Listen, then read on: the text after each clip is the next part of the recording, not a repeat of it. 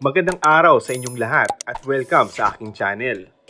Tila nakarating na sa kapamilya aktres na si Julia Montes ang mga naging pahayag kamakailan ng kolumnista na si Christopher Min.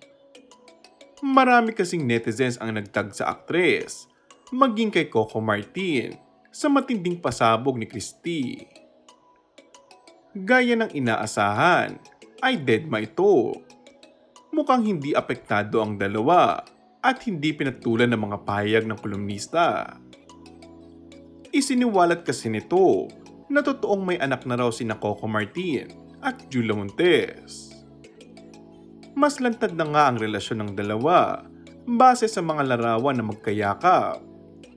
Sobrang sweet at maligaya. First time na inilantad ng dalawa ang kanilang sweetness sa buong publiko. Noon kasi ay ingat na ingat ang dalawa na makita ng mga fans. Mukhang handa na ang dalawa na umamin sa tunay nilang relasyon sa mga susunod na mga araw. Magkaganon pa man, mukhang hindi apektado ang dalawa sa kanilang respective careers.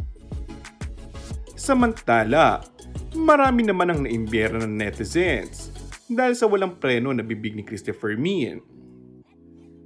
Komento ng netizens, huwag niyo pong pakialaman ang buhay ng ibang tao kung ang sarili niyong problema at pamilya niyo ay di niyo kayang pakialaman.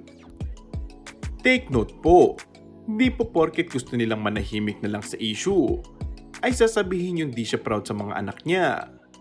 Dahil mas gusto nila ang tahimik at payapa na pamumuhay.